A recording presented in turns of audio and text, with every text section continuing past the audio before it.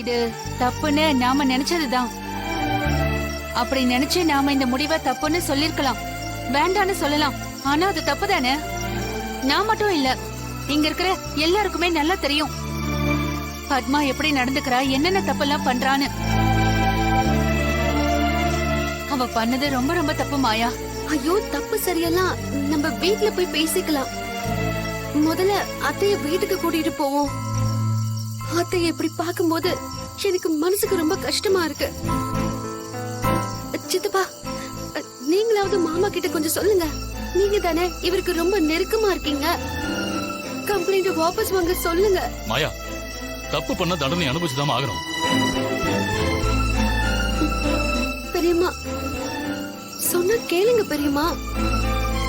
ஒரே நேரத்துல எல்லாரும் அத்தைக்கு எதிரா இப்படி ஒரு முடிவு எடுத்திருக்கீங்கன்னா அவங்க என்னதான் பண்ணுவாங்க சொல்லுங்க பெரியம்மா. அவங்க ஜெயில் தண்டனையை அனுபவிக்கணும்னு ஆசைப்படுறீங்களா? அப்படியே அவங்க ஜெயிலுக்கு போயிட்டா நீங்க எல்லாரும் சந்தோஷமா இருப்பீங்களா? நம்ம குடும்பம் தான் சந்தோஷமா இருக்க முடியுமா? ஒருத்தர் மேல பரிதாபப்படுறதுக்கும் ஒரு எல்லை இருக்கு மாயா. பத்மா அந்த எல்லையெல்லாம் எப்பவோ தாண்டி போயிட்டா. இன்னைக்கு அவ நடந்துகிட்டதுக்கு சரியான ஒரு காரணம் சொல்லு பாப்போம். ஒரு மகனுக்கு முதலிரவு நடக்க கூடாதுன்னு பெத்த தாய் எப்படி சொல்றது? ச்சே, பெரிய வன்மம், உச்சபட்ச அயோக்கியத்தனம்.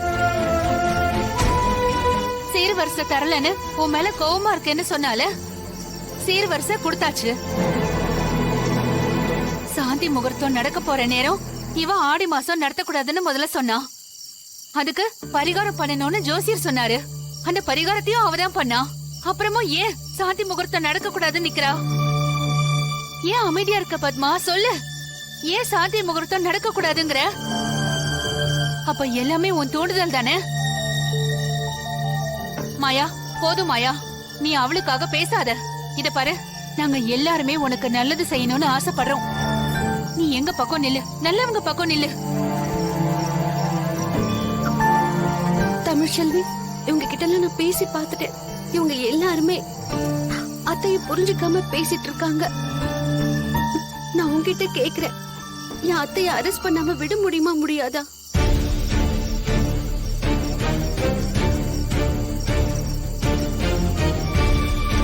நான் மாயாவாவோ இல்ல இவங்களோட மருமகளாவோ பேசல.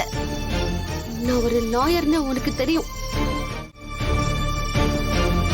முதல்ல இந்த மாதிரி கேஸ ராத்திரி நேரத்துல ஒரு லேடிய அரெஸ்ட் பண்ணிட்டு போறது சரியானு கொஞ்சம் யோசிங்க.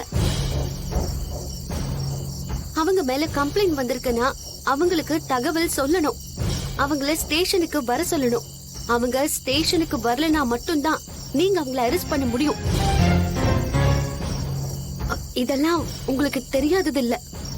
இந்த நேரத்துல அரெஸ்ட் பண்ணிட்டு போறீங்களே, அவங்களுக்கு ஏதாவது ஆச்சுன்னா யார் பதில் சொல்றது? என் அத்தைய போலீஸ் ஸ்டேஷனுக்கு கூட்டிட்டு போறதுக்கு நான் அனுமதிக்க மாட்டேன். நான் விடவும் மாட்டேன். அப்போ உங்க அத்தை மேல எந்த தப்பும் இல்லைன்னு சொல்றியா மாயா? தப்பு இல்லைன்னு நான் சொல்லல, தப்ப சரி பண்ணலான்னு சொல்றேன். அத்தைக்கு ஒரு சந்தர்ப்பம் கொடுக்கலான்னு சொல்றேன். அதுக்கு இவங்களை வந்து போலீஸ் ஸ்டேஷனுக்கு கூட்டிட்டு போறதுதான் தீர்வு கிடையாது. தயவு செஞ்சு என் அத்தைய விட்டுடுங்க. எதா இருந்தாலும் நம்ம பேசிக்கலாம், பிளீஸ்.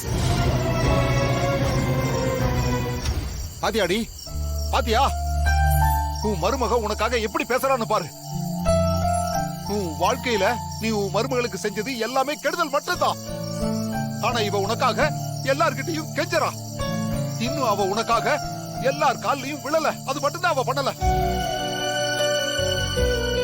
ஆனா நாங்க எல்லாரும் உனக்காக மனசு இழகவே மாட்டோம் சொல்லிட்டேன். ஏன்னா நீ எங்க எல்லார் மனசையும் கல்லாக்கிட்டடி. கேஸ வாபஸ் வாங்கறதுக்காக அவ படிச்ச படிப்பை வச்சு சட்டப்படி பேசுறா. இந்த மாதிரி மருமகளை தான் இவ்வளவு நாளா நீ வேதனைப்படுத்திக்கிட்டு இருந்திருக்க. இனியும் நீ இவளை காயப்படுத்தி தான் இருக்க போறியா என்ன? ஒரு கல்யாணம் ஆண் பெண் உறவுகள் மூலமா தான் அடுத்த கட்டத்துக்கு போகும். ஆனா அதுக்கு நீ ஒரு தடையா இருந்திருக்கா? நீ இன்னும் அப்படியே தான் இருக்க போறியா? இது மாதிரி பொது இடத்துல போலீஸ கூட்டு வந்து இந்த விஷயத்த பேசுறமே, உனக்கு நான் எப்படிக்கா சொல்றது? இந்த மாதிரி பண்றதுக்கு உனக்கு வெக்கமா இல்ல? இனியும் நீ மனசு மாறாம அப்படியே தான் இருப்பியா? மருமகளே இப்படி வாமா. ஏண்டி ஏதோ குழந்தைகிட்ட விளையாட்டுக்கு சத்தியம் வாங்கின மாதிரி என் மருமக கிட்ட சத்தியம் வாங்கி வச்சிருக்க? அவன் நல்லபடி உனக்கு பண்ண சத்தியத்துக்கு ஒரு மதிப்பு கொடுக்கறான். உன் மேல மரியாதை வச்சிருக்கா. அத மட்டும் தாண்டி அவ செஞ்சா. ஆனா நீ என்னடி பண்ண? அவளுக்கு எதிரா ஒரு ஆயுதமா பயன்படுத்துற. அவளை குத்தி கிழிக்கிற, வேதனைப்படுத்துற. நீ எல்லாம் மனசு மாற மாட்டடி. ஆனா உனக்கு நீ வாங்கின சத்தியம் தான் பெருசு இல்ல? இல்லைங்க, எனக்கு புரியுது. பெரிய தப்பு பண்ணிட்டேன், என்ன மன்னிச்சிருங்க. ஏண்டி மன்னிப்பு ஏண்டி எங்கிட்ட கேக்குற? மாயா கிட்ட கேளு.